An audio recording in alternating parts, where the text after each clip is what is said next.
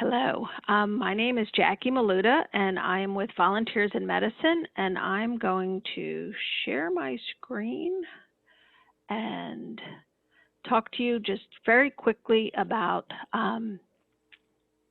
who we are and what we do, and then turn things over to Dr. Helmer, who's going to talk about taking charge of your health, and then Nancy Sudall, our nurse practitioner, who's going to talk about advanced care planning. So who is Volunteers in Medicine? We are a free clinic for the uninsured. We're part of a movement of about 100 clinics around the country. Our Cape May County clinic opened in 2002, and our Atlantic County clinic has been open since March of 2017. And there are about 600 people in Atlantic and Cape May County that consider our South Jersey clinics their primary care provider and medical home. We rely on volunteer medical practitioners to provide free care to low-income working residents who do not have health insurance or the means to pay for care. Patients that register with us receive free quality primary care, specialist care when available, and prescription medicine assistance. Perhaps more importantly, VIM becomes their advocate to ensure continuity of care. So VIM accepts people that have no usable insurance. So they may have those high deductible plans or have no insurance at all, and household incomes of less than or equal to the 300% of the federal poverty guidelines. It's important to note that we're not a walk-in clinic or an urgent care center. We operate like a regular primary care doctor's office, and patients register with us in advance. So as I wind down my commercial, I always like to share 3 ways that you can help us. First and foremost, promote VIM. Share our mission to your neighbors in need. Everybody knows somebody that doesn't have health insurance. Volunteer, whether it's at our thrift store, at our clinics, for a fundraising event, even in our community garden. We rely on volunteers. They're the engine that makes us go. And then, of course, we receive no state or federal funding, so we do always need money. Thank you. That's enough of my commercial. I'm going to turn things over to Dr. Helmer for the good stuff. Thank you, Jackie. And it's really important to listen to Jackie's commercial because VIM is a really good place for patients. I'm honored to be part of it, to work with people like Nancy, and I hope that many of you will come and see us in one way or another. Give me just a moment to start my screen, and we will be doing our slideshow.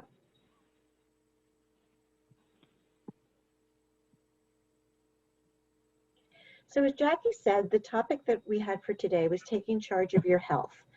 And how are you going to do that? As Jackie mentioned, we're the provider of choice and to ensure continuity of care for our patients. But that means that patients need to work with their healthcare team, which is us, and need to learn to be their own advocates so that we can understand your needs and values, something Nancy's also going to talk about later, and we can try to meet your needs, and we can teach you how to take care of yourself, because in many ways, that's what you're going to be doing. And unfortunately, with COVID and recent events, there are even less resources available for patients than there were before, and that makes patients learning how to take care of themselves even more important. So you're going to be looking for information, and although this is obvious, I can't say it enough. Where you get your information matters. Good information is good, but bad information is truly harmful. I'm going to spend a moment going over an old study that was done about the quality of medical care, because it's the same thing, the same ideas are for preventive care as they are for disease management. And what they talked about in that study was that there were 3 general categories of medical errors. Overuse, which means doing too much stuff. Underuse, which means not doing the things that matter. And misuse, which means doing the wrong things.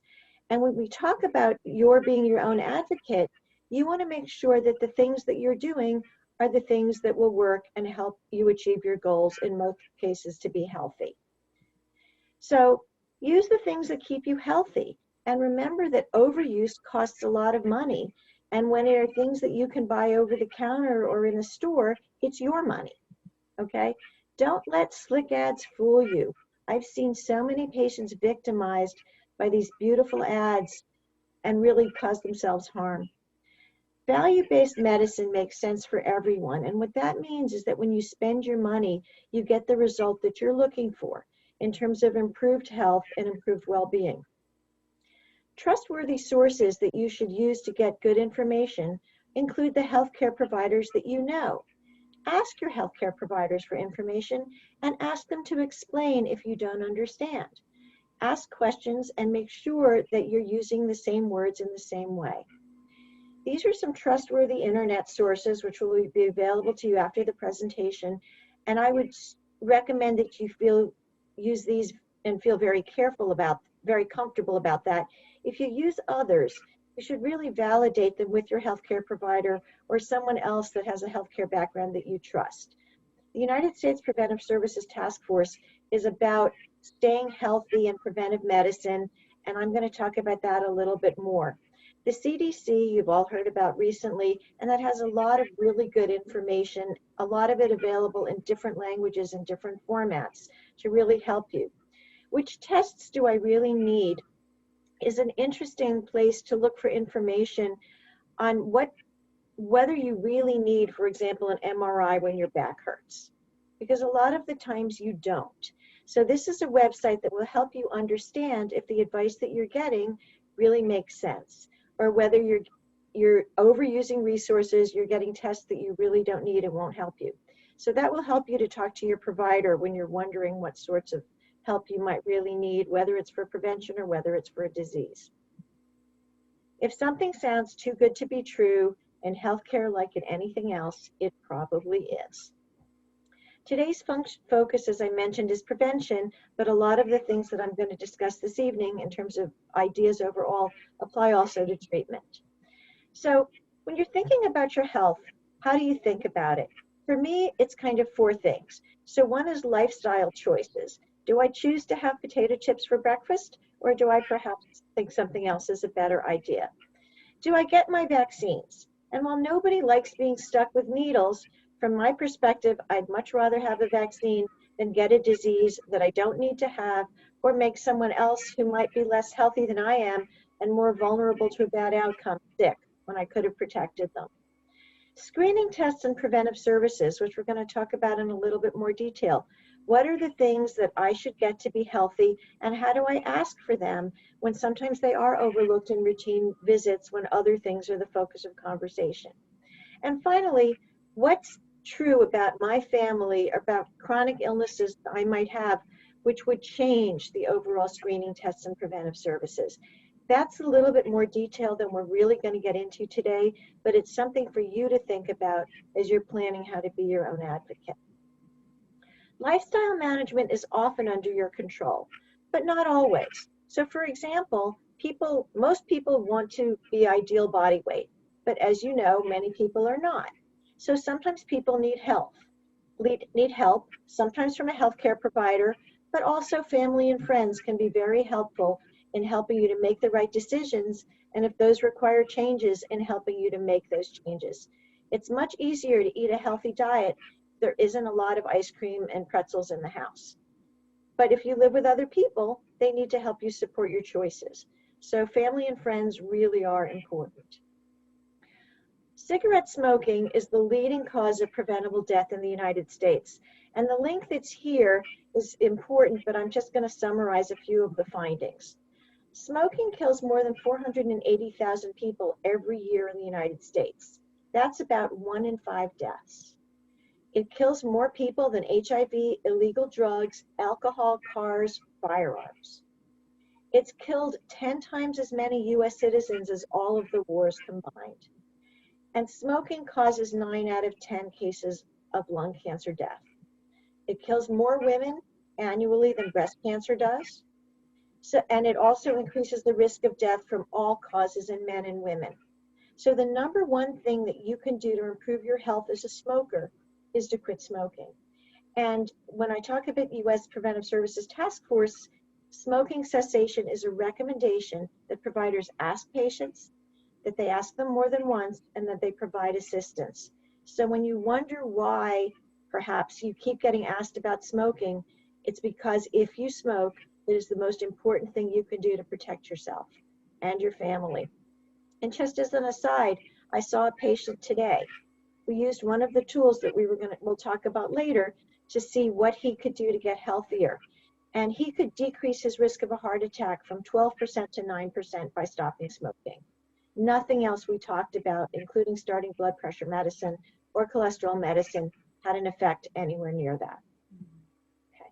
Healthy eating is important, and I'm just going to leave you with this picture to help you remember. But basically, fruit, vegetables, and whole grains are where you really want to focus your attention. Drinking water is very healthy. Milk and juice, which is the thing that, depending how old you are, you grew up with knowing was the best idea in the world, really isn't for you or your kids. I'm going to see if you can see this, but this is actually a test to see what you know about salt. And it's kind of fun because you can look at this and see if you know what are the guidelines for how much sodium is too much in a day. And you can take that test on your own, but since we can't talk tonight, I'll just tell you that the lowest number is the right answer.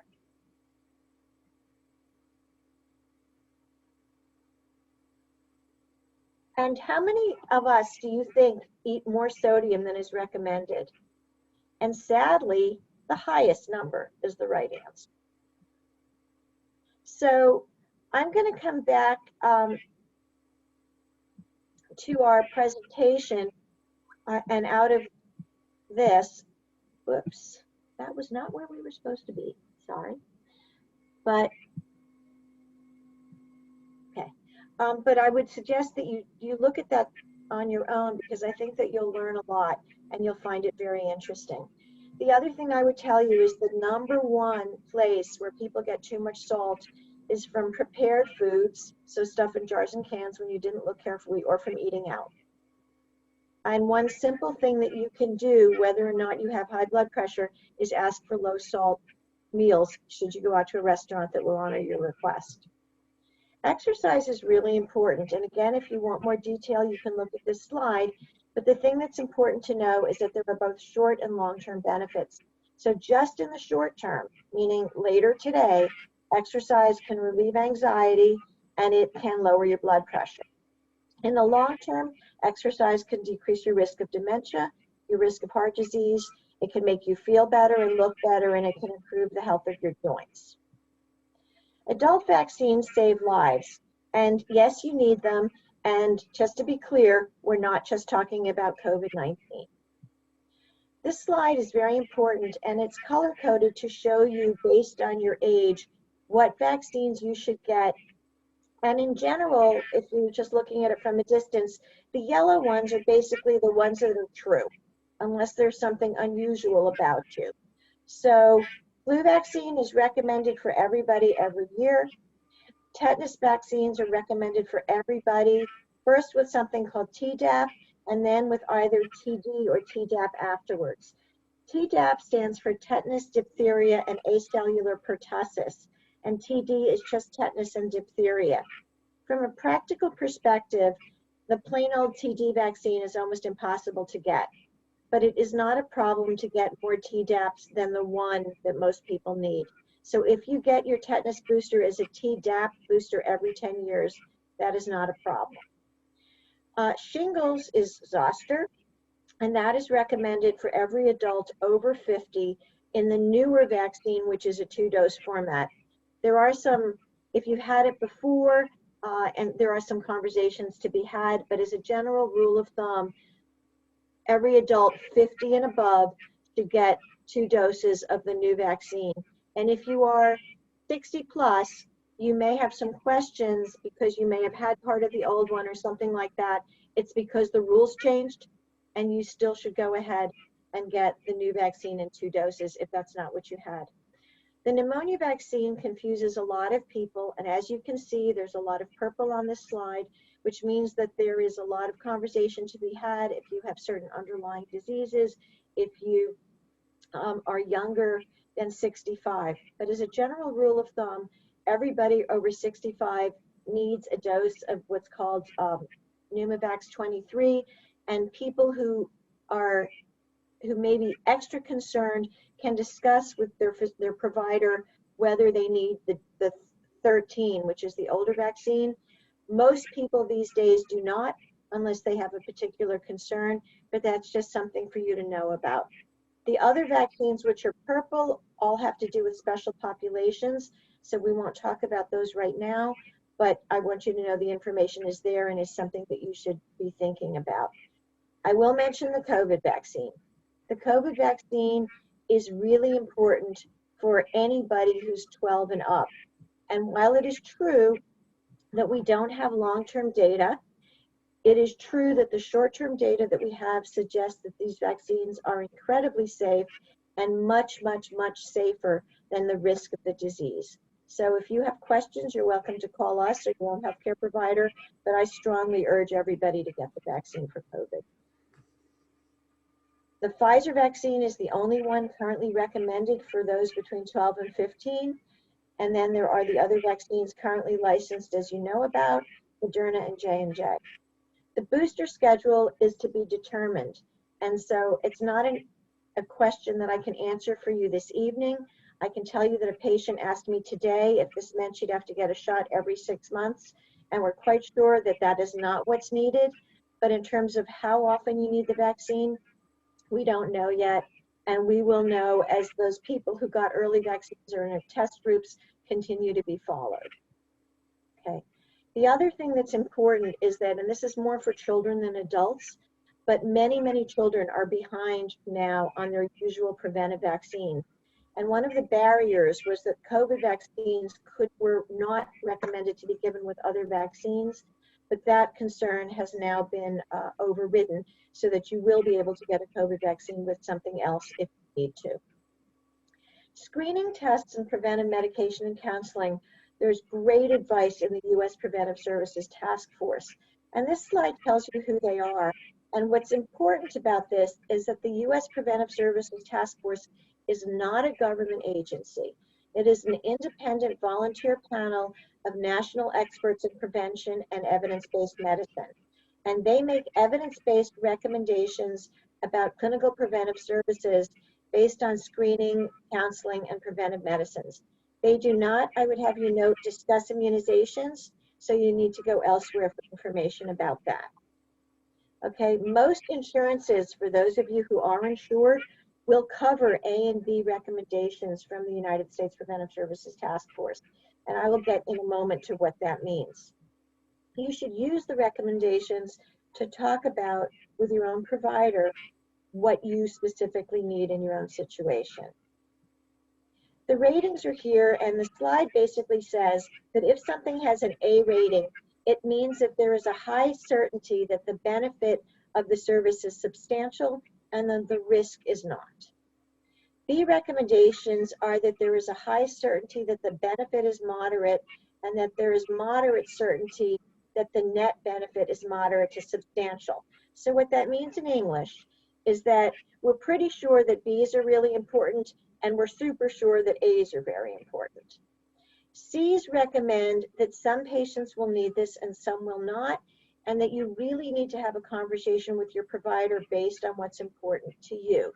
So for example, screening for prostate cancer in certain age groups depends on how much you're worried about the risk of unnecessary care versus a benefit which is unclear. D recommendations mean it's a really bad idea, and I recommendations mean that there's not enough information to tell you exactly what you should do. Colorectal cancer screening for adults 50 to 75 is an A. Colorectal cancer screening for adults 45 to 49 is a B, and these recommendations are updated as more information comes out. So I will tell you that when I first prepared this slide about 2 weeks ago, that wasn't going to be my example because there was no recommendation with regard to adults 45 to 49, and that B recommendation actually came out in May of 2021. Prostate cancer is a C. I mentioned to you. I will tell you that in older studies it was a D, that the risks outweighed the benefit. but as we've gotten more data, it's become a topic of more conversation. Many of you may be surprised that calcium, 1,000 milligrams or less a day, and vitamin D, those specific doses, 400 international units, in postmenopausal women to prevent falls is bad for you. And the reason is that the side effects from those meds are potentially much greater than the benefit. And many women who've been told to take vitamin D and calcium all the time really need to rethink and learn more about that. In terms of calcium and vitamin D for premenopausal, typically younger women and men to prevent falls, and it's really fractures from falls, there's not enough data to make a recommendation. But women who are taking lots of calcium and vitamin D based on new evidence really should talk to their providers if that is for prevention as opposed to for an existing problem. What do I need? I like this toy. So I'm going to try to show it to you. And basically, this is a tool that you can use, and it says, if you put in your age and your gender and a few other questions, and I'll just give you an example. So let's have a 45-year-old man, and then we can answer some other questions. So we can say that he has used tobacco and he's sexually active. What is recommended for him?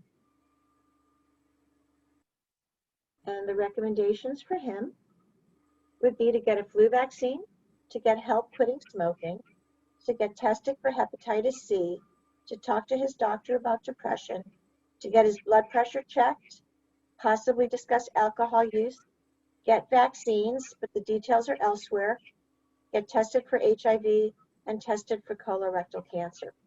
So you can use this tool on your own to find out what you need and go from there.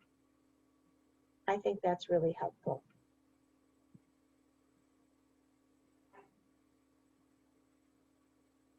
There is a lot of information about how the U.S. Preventive Services Task Force builds recommendations. We don't really have time for that this evening, but just to give you an idea about some of the things that are currently being looked at, who and how to get screened for diabetes is one, and whether vitamin supplements prevent disease is another. And talking about overuse and underuse, those are ones I would keep an eye on. There are also tools to manage chronic diseases. And for example, if your cholesterol is high, do you really need medicine? And this is a very nice tool from the American Heart Association that you can use with your doctor or your nurse practitioner, your provider, to decide whether or not you really need a statin. Because that decision is not just based on your cholesterol, it's based on a whole bunch of other information. So this is just an example of a nice tool. We don't have time for it this evening, but I'd like to bring it to your attention so that you can share it and learn more about how to take care of yourself. It's been a real pleasure to talk to you about your health. And right now it is an even bigger pleasure to introduce my friend and colleague, Nancy Sudol. She's one of our advanced practice nurses, and she is going to talk to you about end-of-life care and advanced planning. So Nancy, all yours. Thank you, Jackie. Thanks for your presentation. Recently I went on a vacation. I went to Florida, and I got ready for it. I did my planning. I booked my airplane, booked my hotel, got my itinerary. I prepared even for my comfort on the plane. I bought a little pillow for my neck. I bought a book to read. I bought some snacks. I was ready. We do a lot of preparing. We prepare for fun things, weddings. I loved planning for my daughter's weddings, parties, holidays. Great to plan for that stuff. We plan for necessary things, college, getting ready to take the right courses, retirement, taxes. We have to do it. Another thing we have to do is advanced care planning. It's kind of a want subject, but it's a necessary subject. Advanced care planning is putting end-of-life care wishes into writing. What are end-of-care life wishes? It's a topic, it's a term used to describe what medical care and what support we want towards the end of our life. And maybe when we have a serious illness, and what are the specifics that we want done or do not want done. It's an important tool because it allows families to be prepared. It allows families to know exactly what you want. And it kind of relieves them from the difficult position of guessing what you want at the end of your life. But most of us are not comfortable with this kind of conversation. We don't like talking about aging and death. A few years ago, I think it was like 2014, author Roz Chast wrote a memoir with words and with illustrations. She conveyed her frustration with the care of her parents, two elderly, both of her parents, in the last few years of their life and how she handled their death and dying. She goes on to say that she was so unprepared and for everything that came about, and she was so uncomfortable and unable to make decisions for them because her parents had done nothing to prepare her or themselves and would do nothing to prepare her. Hence the topic or the title, Can't We Talk About Something More Pleasant? This was something her mother would say over and over again. Can't we talk about something more pleasant? And most of us, I think, are inclined to say that when someone wants to talk about end-of-life decision-making. A few years ago, I was talking to a hospice social worker about patients and doing this type of planning with them. And she said to me, take note how many times people, hospice patients or those around you, when they talk about end of life or dying, they use the term, if I die, not when I die. So if I die, I'd like a such and such funeral, not when I die. We're really uncomfortable with talking about end of life decisions. But an advance directive, which I'm going to talk about in a little bit, can give the gift of clarity to family. It actually can ease the grief for our loved ones when we do pass. And the reason for that is there's a sense of accomplishment, a sense of peace when things go as planned, as we planned in our advance directive. Loved ones will also often say, we did it her way. It went just like she wanted it. And I think there's a sense of relief, and it also leaves a legacy for those that we do leave behind, that we did it right. So I want to help you have the conversation of your life, literally the conversation of your life. And I'm going to do that by explaining the 3 types of advanced care planning documents that we have specifically in New Jersey. These are legal documents. The first one that I want to talk about is something called an advance directive. It's probably the one people are most familiar with. When you go into a doctor's office now, primary care, a lot of times they will ask you, do you have an advance directive? Do you have a living will? So let me clarify what an advance directive is. An advance directive is a legal document that specifies your decisions about end-of-life care. You do not need an attorney for an end to complete that. You do not need an attorney to complete an advance directive. An advance directive becomes a legal document if it's notarized or if it's signed by 2 adult witnesses. So it does not have to go through any kind of legal lawyer. It just needs to be notarized or to be signed by 2 adult witnesses. The form can be canceled or revised at any time. There are 2 parts to an advance directive. The living will, which deals mostly with the specifics of medical treatment. What are things that you would consider or not consider to keep you alive, as well as pain management options? This would include decisions about resuscitation. I'm sure most of you have heard the term do not resuscitate, DNR. I like to use the phrase allow natural death. So that if you do not resuscitate, or if you want to allow natural death, that means that you would not want to be resuscitated if your heart would stop. Another term used in the living will is DNI, which is do not intubate. So that means making the decision to go on the respirator or not go on the respirator. DNI means you do not want to be intubated. You do not want to go on a respirator. There are specifics that you can add to that, and that might mean, yes, I would agree to going on a respirator, but only for a short amount of time, and you would define that time, a week, 3 days. So there are real specifics in there that you can to make it specific to what you need and what you want for end-of-life decision-making. The second part of an advance directive is the durable power of attorney for healthcare. This has probably come to be the most important part of that advance directive. With COVID and people being very ill in the hospital with no visitors, this particular part of the advance directive became very important. Uh, Loved ones needed to be able to make decisions, and in some cases, we didn't know who was that loved one to make the decision. The durable power of attorney is the person that you name to make decisions for you if you are unable to do so. Some important tidbits on who you should choose. Choose someone who knows you very well. Of course, it could be your spouse or your child. But my recommendation is to choose two people. Because if the first person is unavailable, or as it's come to be, some examples of some problems is the spouse has passed since a patient did an advance directive, or the spouse becomes demented and is unable to make decisions for that patient. So choose two people that you would want to make decisions for you. And that person should be a good decision maker who's able to make difficult decisions, person who knows what you want, who you shared that living will with, those specifics that are very important to you. And again, name two people in your durable power attorney for healthcare. And of course, discuss that with your durable power of attorney, share it with them, and make sure they know exactly where you stand. The second legal document that is an advanced care planning document is 5 Wishes. 5 Wishes is an advanced directive that's written in everyday language.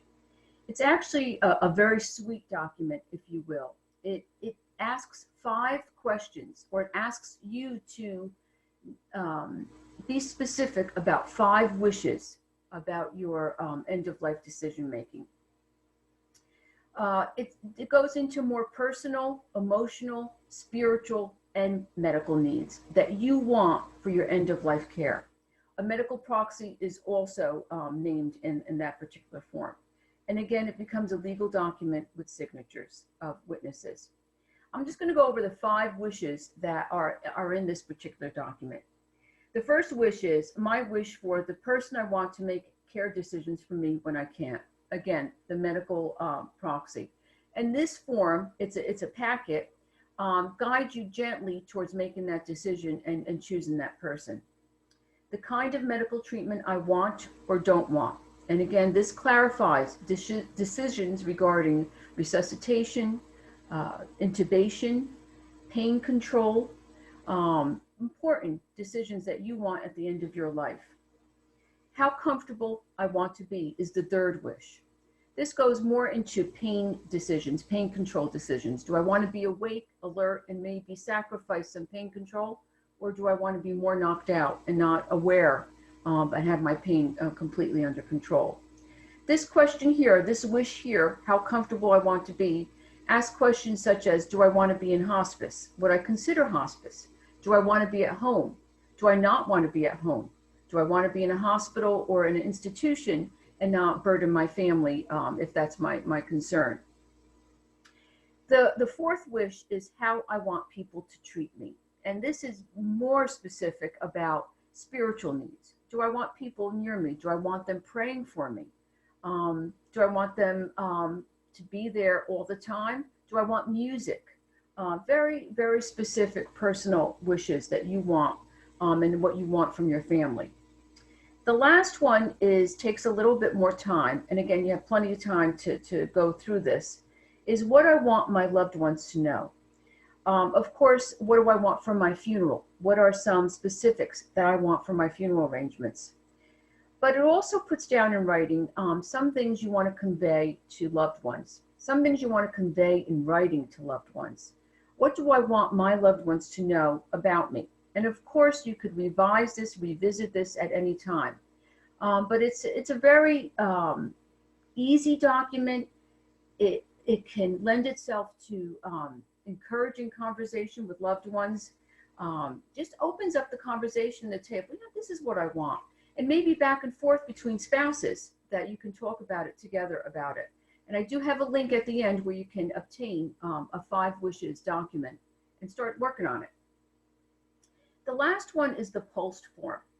The POST form is POLST, stands for Practitioner Orders for Life-Sustaining Treatment. This form was developed across the board in most of the states in the United States. It was developed in response to seriously ill patients receiving medical treatments that were not consistent with their wishes.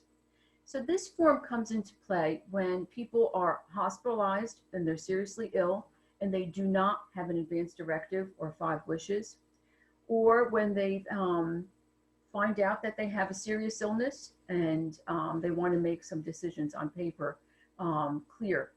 So this form is signed by a doctor or an advanced nurse practitioner, and it becomes a legal document and goes in the chart as an order. The first thing that we talk about in a PULSE form, and it's a 1-page form, is the goals of care. What is most important to you? For some people, they might say, avoid the hospital. Others might say, make it to my daughter's graduation. Some might say, cheap pain control.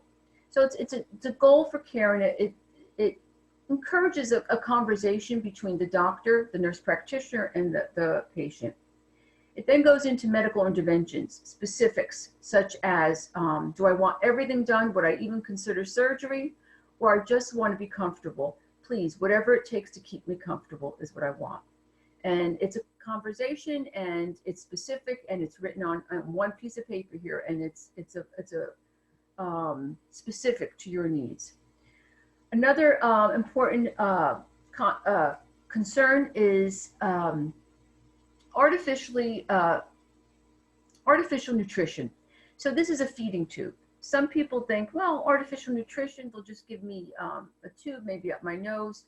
But mostly what this entails is a feeding tube into your stomach and getting artificial nutrition because you cannot eat.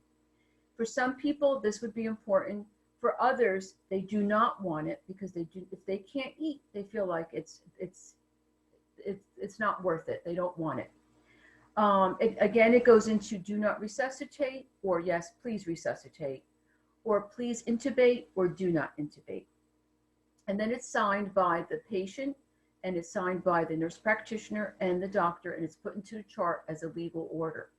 At the bottom of this form is also an advanced, a medical proxy is designated. 2 medical proxies, preferably, are designated to clarify wishes and to know what you want if, for example, you cannot speak for yourself. So some of the terms I want to reiterate are DNR, which is do not resuscitate, DNI, which is do not intubate, and then tube feedings, which I went over as artificial feedings. An advance directive is a gift of clarity to our families. It's not something we want to do. It's not something we want to talk about. It's not something we want to talk about prematurely. But anybody over the age of 18 should have an advance directive if they are able to make medical decisions. Share it. Once you do it, tell people you did it, especially your medical proxy, but share it with your family. It's not such a creepy conversation if it's done in terms of, I really want you to know this because it's really important to me. Secure it. Make sure it's put in a place in your home that everybody can have access to, as you would a will. But do not put it in a lockbox in a bank. Keep it where someone can get at it and know exactly what you want. Revisit it. These documents can be changed and revised at any time. They can be canceled at any time. Just put a black mark through it and put void. But they should be revisited based on your health if things change. But even on your age, if your medical proxy has changed, revisit it and change it as needed.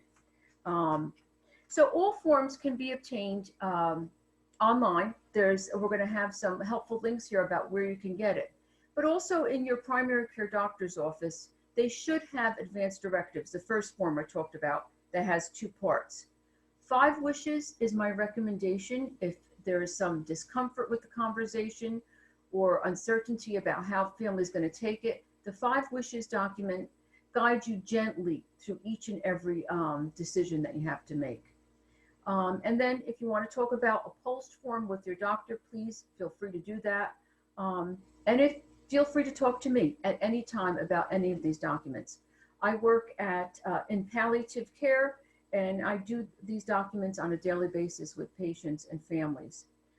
So I hope you give the gift of clarity to your families and your loved ones and for yourselves. Wouldn't it be wonderful to know how things are going to play out, and that you're going to do it your way, as our patients would say.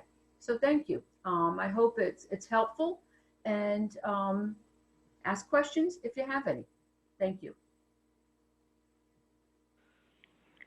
Thank you, Nancy and Lynn, and thank you, Fresh Start, for inviting us, for listening to us. This is Volunteers in Medicine, and we are here for you if you need us. And I will make sure that Lisa has a copy of a PowerPoint with the links so that we can, you can follow the tools that Nancy and Lynn shared with you. So thank you. I'm going to end it there, and have a nice night. Lisa, did you want to? Thank you. Any questions? Thank you. Good night, everyone. All right, bye.